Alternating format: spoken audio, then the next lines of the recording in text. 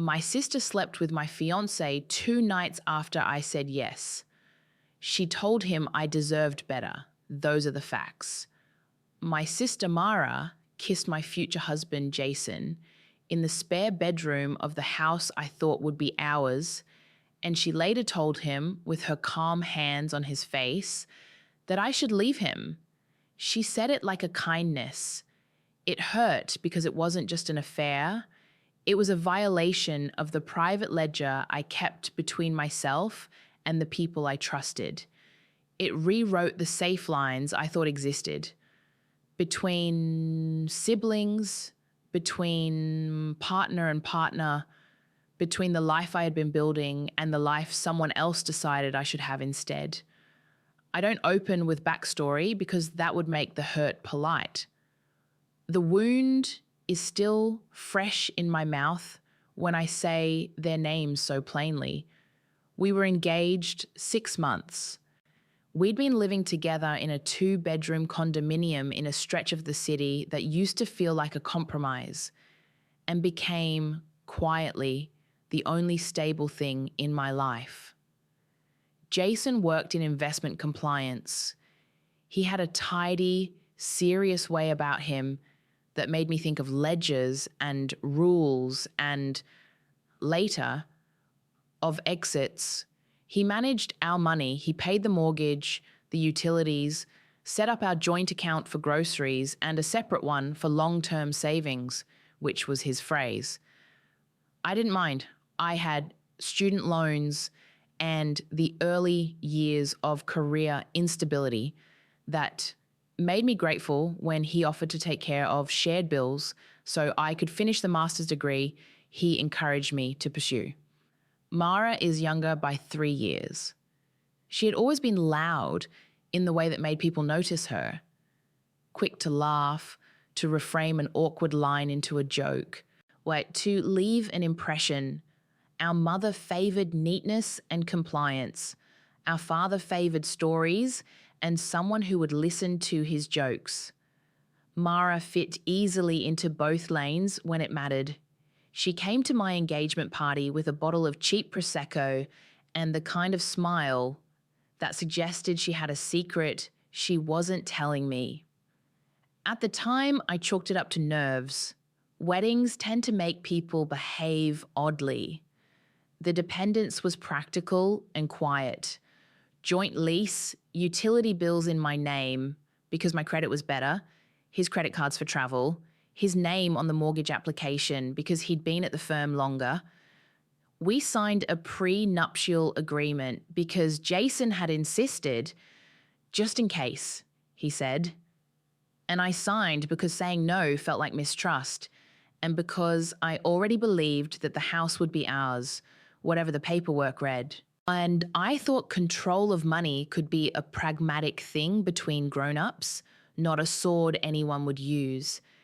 It turned out I was wrong about what people will use. The first escalation was small and private. 2 weeks before the wedding, I found a message on my phone from a number I didn't recognize. It was a photo. Jason laughing at something, his arm around Mara's shoulder at a barbecue my parents hosted. I felt it in my throat, an immediate animal constriction. I showed Jason the text that night in bed. He leaned over me, asked who had sent me the message, and then insisted it was nothing. He said Mara had been comforting him, complaining about their mother, the way our parents had been pressuring me about dates. He said it looked like something else because he was anxious and because he had laughed. So he didn't stop me when I scrolled through his phone later and found the same image saved in a folder labeled memes. He said the label was a joke.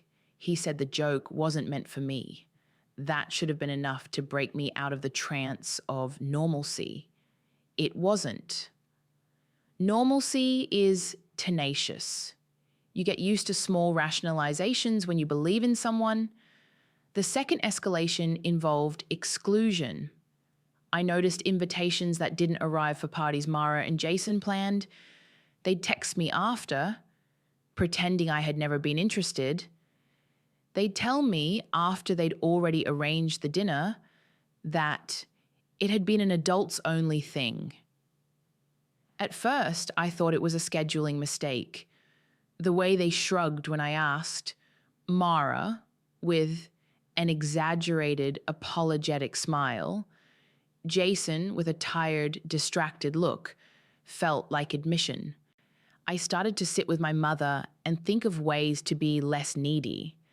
I cut phone calls down to a single weekly check-in. I learned to swallow the prick of being left out as if it were my own failing.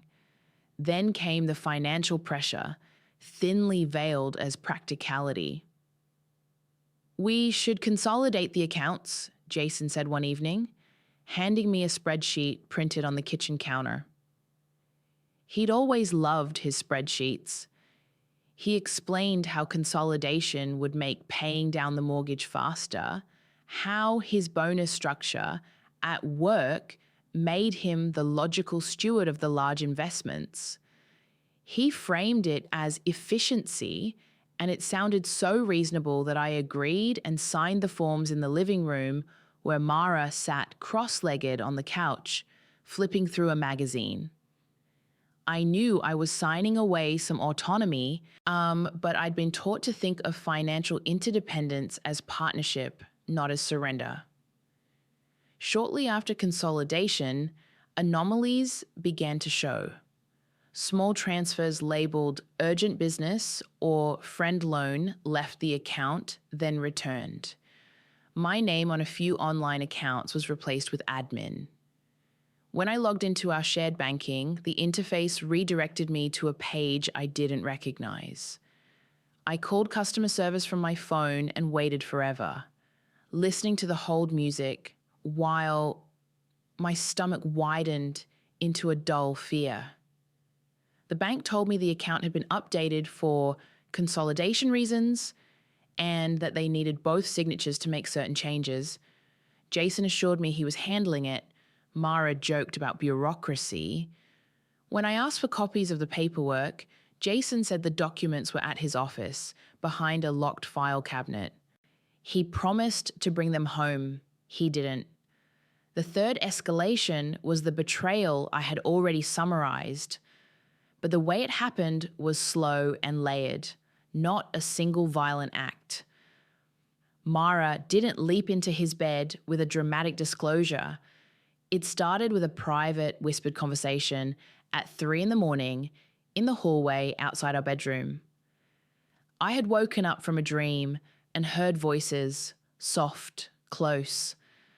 I put on jeans and walked out, expecting some late-night quarrel. I found them sitting on the stairs, tea cooling between them, faces flushed. They paused when they saw me. Mara's smile tightened. Jason stood and put his hand out, as if to explain, but let it fall.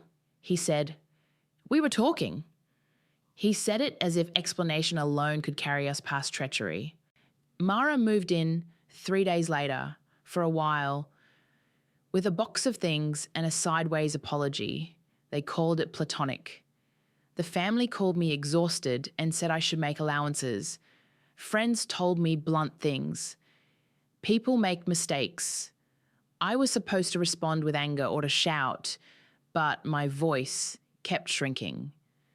I went to work and focused on the 3 tasks on my list. At night, I sat at the dining table, moving my fingers across text messages, trying to find a place where things had turned. I tried to remember what I hadn't noticed. Escalation loop after escalation loop. Each time I confronted, they deflected. Each time I felt strong enough to demand proof, they offered intimacy and shame in equal measure. "Look how upset you are," Jason would say in the middle of an argument, his tone clinical. "You're making this harder." Mara would sit across from me and ask me what I needed. Small, impossible things like, "Can we be joyful in family gatherings?" Or, "Can you not bring this up right now?" They accused me of making scenes. In public, they smiled. In private, they moved money and plans without informing me. I tried countermeasures. I called my father and told him plainly that I was being sidelined at home. He asked if there was room in the house for us to sit down, and when I brought it up during a Sunday lunch, he listened with a patient nod. Then he glanced at Mara and said, "Well, relationships are complicated, you know." My mother, who had always liked a tidy story, said nothing at all for 2 weeks, and then called me upstairs to show me an article about family therapy. Both parents asked me to consider therapy as if my request for basic decency could be treated like a mood swing. Things escalated further when Mara began to talk about the wedding in terms that suggested she had opinions on the guest list, the dress, even the reception venue, even though I had a reservation and deposit. Jason started taking their side in small crystalline ways. He said my ideas were expensive, impractical. He began to sign things without me when I asked, and then say he had forgotten to tell me. When I questioned a withdrawal of $3,400 labeled business expenses, he said he'd been trying to help an old colleague and that it would be reimbursed. When I pressed, he said, "Stop making a scene. We agreed on an emergency fund." The humiliation was not a single blow. It was a series of intimate public defeats that made me feel ridiculous for having trusted someone. At work, I'd catch myself explaining, apologizing, saying, "It's nothing, just family," because the alternative would be to say, "My fiancé is cashing checks in our names with a woman who is my sister." And that sounded like a line from a very bad novel.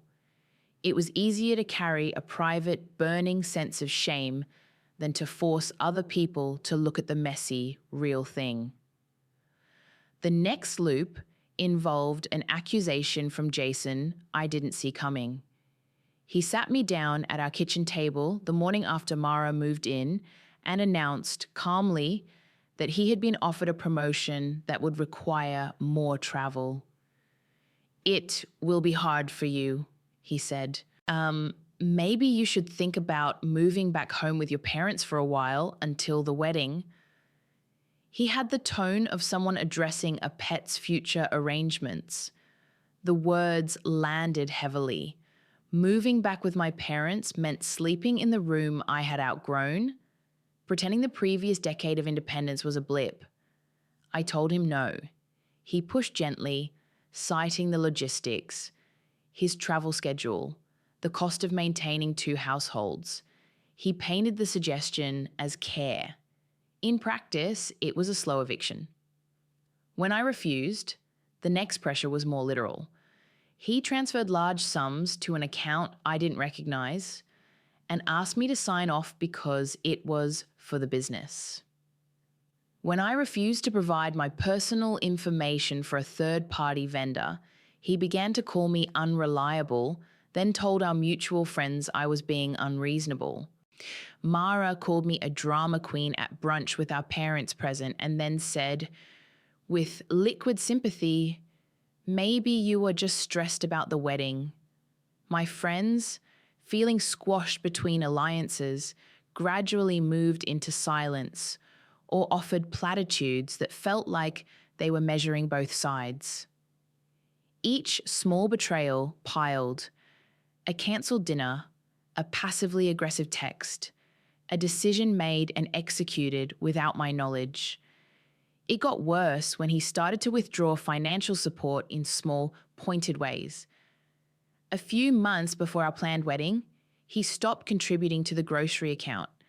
He rerouted a direct deposit that we had previously split evenly. My credit card bill, my own, under my name, began accruing unexpected charges. When I questioned them, he said they'd been mutual decisions. Mara told me once, seemingly offhand, that we thought you'd be happier if you had your own space. I didn't sleep for long stretches, I started to keep every receipt in a shoebox under my bed. The humiliation deepened when the wedding vendors called and said their deposits had not cleared. Jason texted me and asked me to sort it out. I called the bank and was told the transfers were legitimate. The bank wouldn't release information without a court order. The retraction of agency was devastating. I had become someone who had to ask for permission to access my own life. In the evenings, I'd sit on the sofa and imagine walking out the front door and never returning. I pictured a life with a backpack and a bus ticket, and the small, steady miseries of starting over. I could not actually do it. The mortgage, the lease, the logistics of our 2-bedroom were entwined with his name in ways that would make leaving expensive and litigious. I had residual loans, a history of credit that had been helpful and could be weaponized.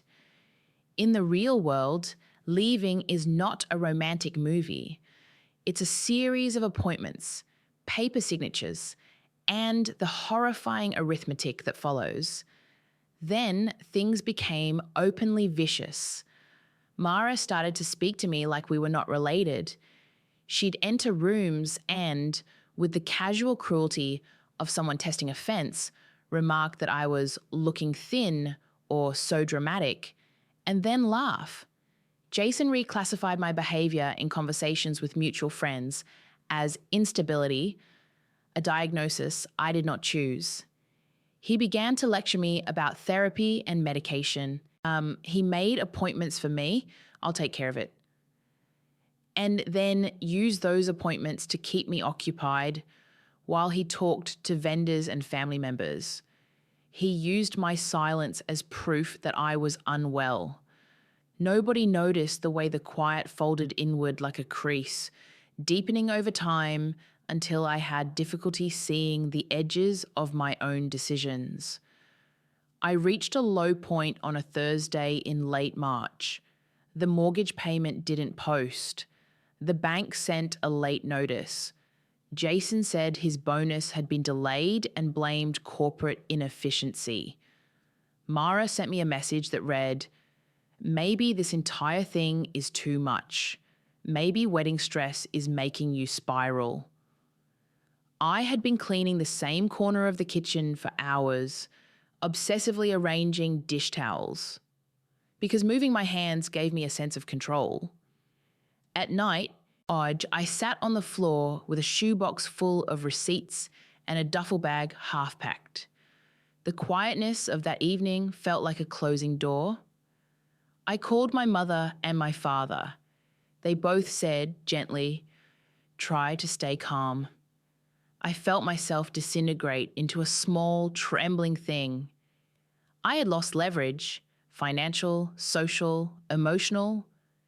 The people whose testimonies would have helped me had been seduced by a story that made them comfortable. I felt abandoned.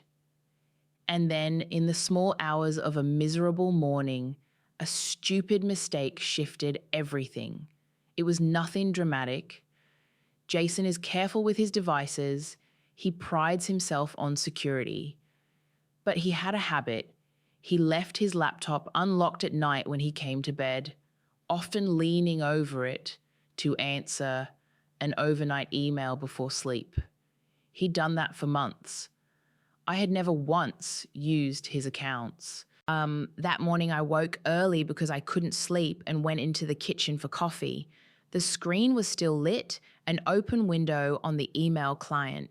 There, in the subject line, was an attachment labeled loandocs_final_sign_here.pdf.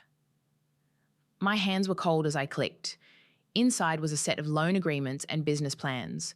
Pages of convoluted numbers, modest on the surface, terrifying in implication. They showed a web of small loans taken under both our names and under a shell company with an address I didn't recognize. There were signatures, my name, my initials, on documents I had never seen before.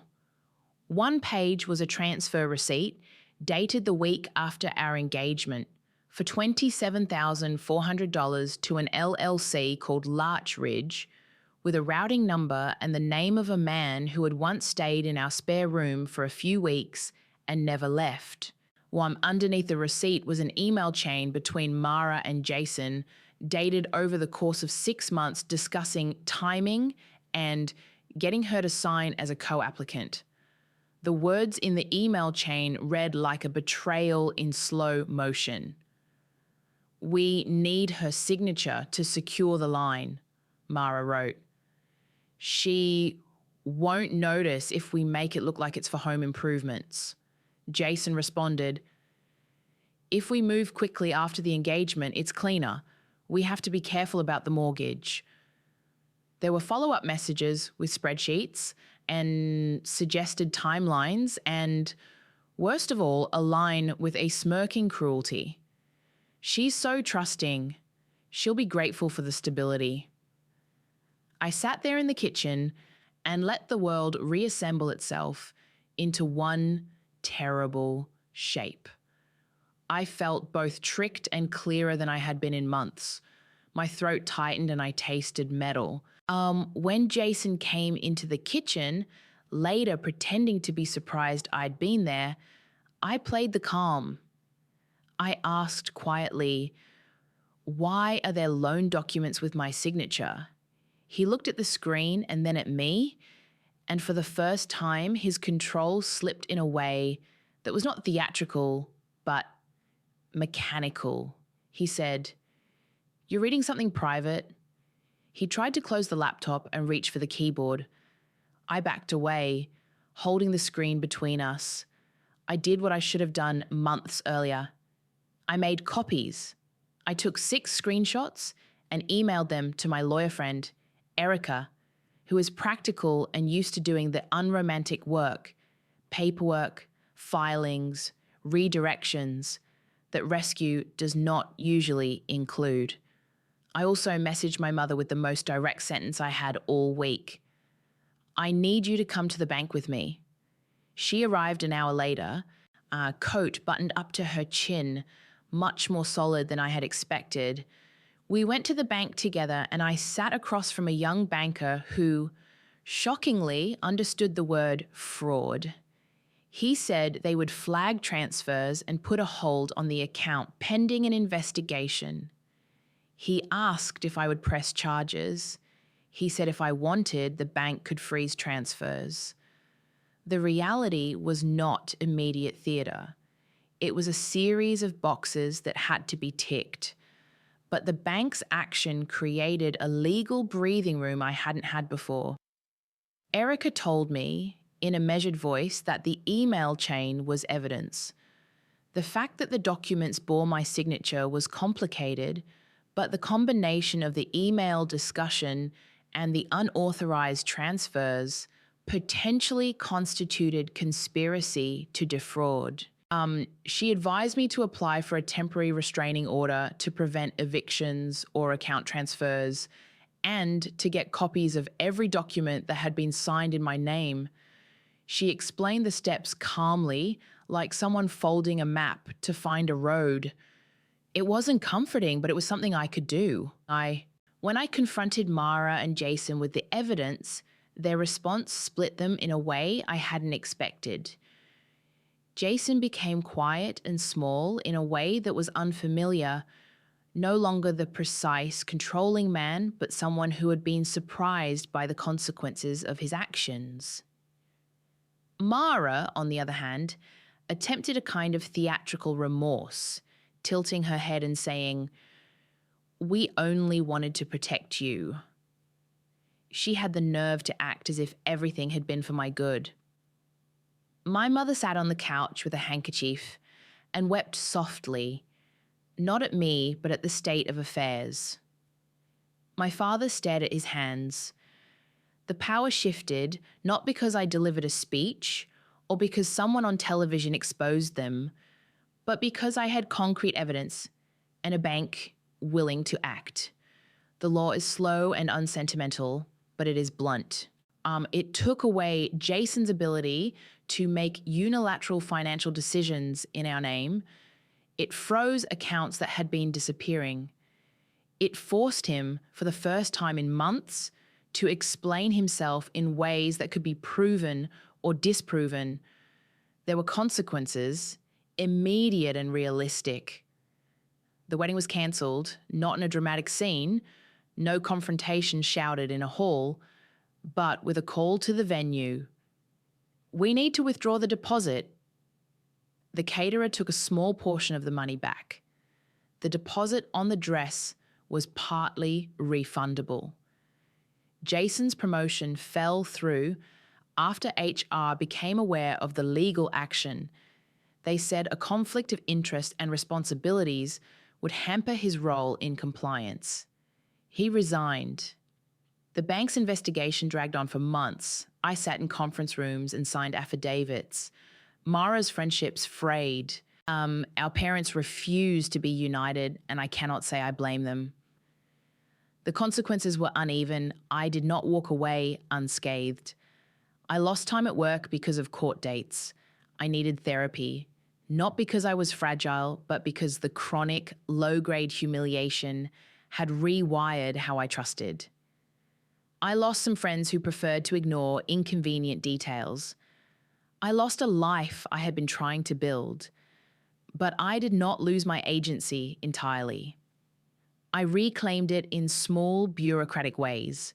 A notarized statement here, a bank directive there. I spent a week rewriting automatic payment instructions, reclaiming accounts, opening new cards, building a new ledger under my own name. The process was boring and exhausting and very practical. Mara's life after the truth emerged wasn't cinematic. She was not ostracized as if by unanimous decree, and she lost people gradually. Some family members cut off contact. Others stood by her, convinced of explanations that sounded like denial.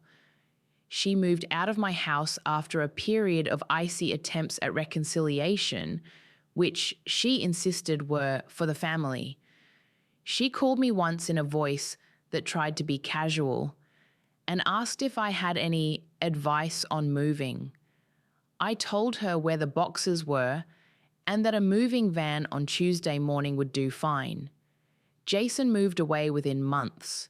He took a job in a different state at a small firm. He called twice, apologetic sounding, then stopped.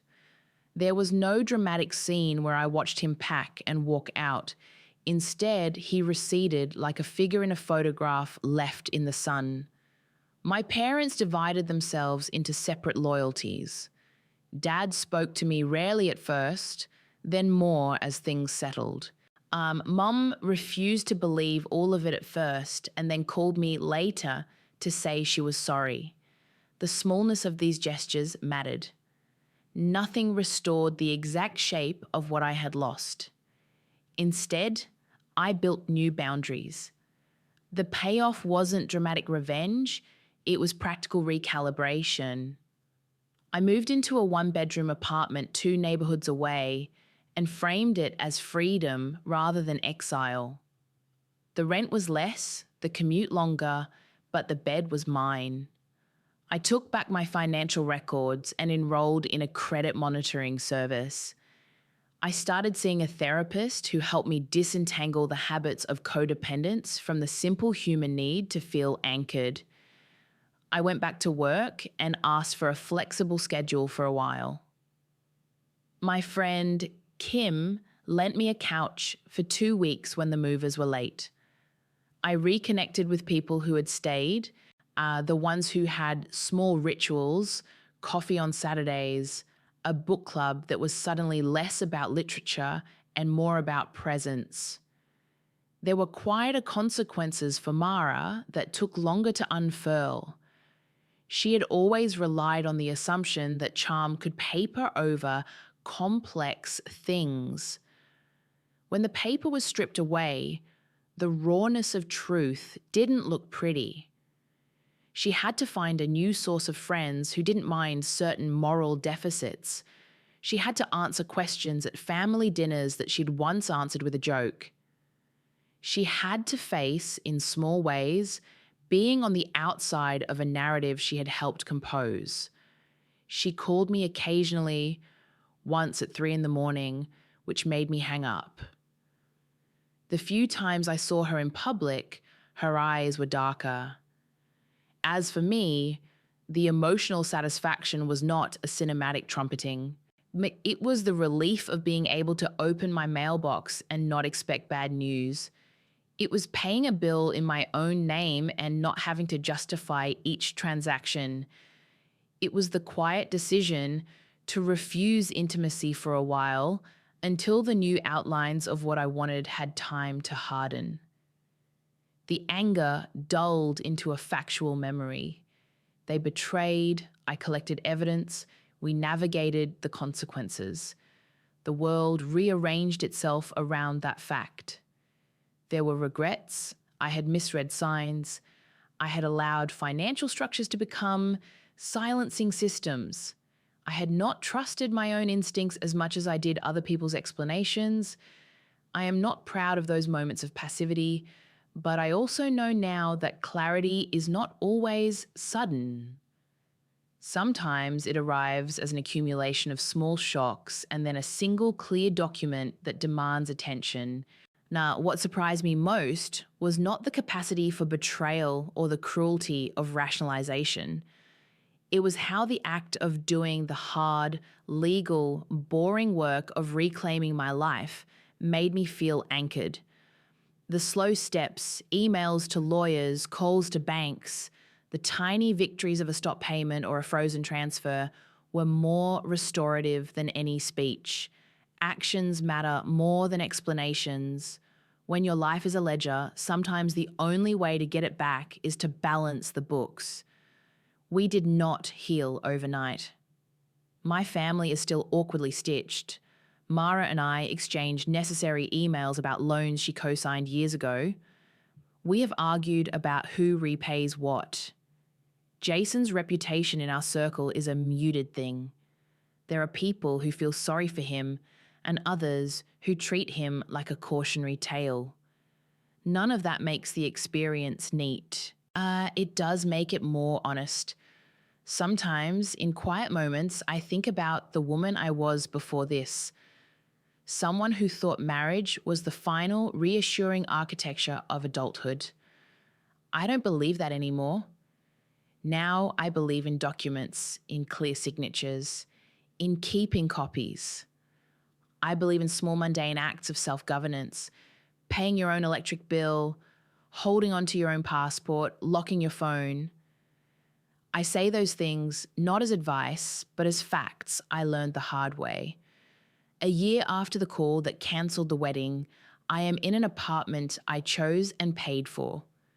My friends are different in the ways friends are. Some have drifted away, others have become slower, truer. My parents visit. Mara and I see each other twice a year, and those meetings are a mixture of old jokes and careful distance. I do not feel triumphant. I feel like a person who has been through something necessary and survived it. If there is a hidden gratitude in all of this, it's peculiar and private.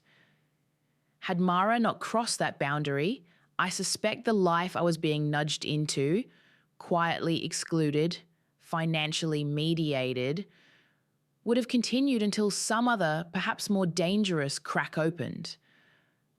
The theft of the fiancé forced a reckoning I needed. It forced me to inspect the structures I had accepted, the quiet surrenders that accumulate until they define you. That recognition is bitter, but it is honest. I do not recommend the method, losing a life to find one, but I am learning to thank the part of myself that would not be silenced. The gratitude is small. For a bank clerk who listened carefully, for a lawyer who punched words into forms, for friends who let me sleep on a couch while I reshuffled my life. It is not the gratitude for betrayal, but a muted thank you to the clarity that followed. If my story means anything to you, It's that people can sometimes surprise you in ways you did not anticipate. That the kind of betrayal that severs a relationship can, in its own terrible logic, force you to regain things you should not have ceded in the first place. That evidence and paperwork, boring taxonomic things, can save you in ways that speeches cannot. If you've stayed with me this long, thank you. If this resonates, or if you have questions about practical things, how to check your accounts, asking for a copy of documents, what to do if you suspect fraud, leave a comment and I'll share what I learned without varnish. If you found this story important, please leave a like. If you want to hear more stories like this, subscribe. What would you do differently if you were in my place?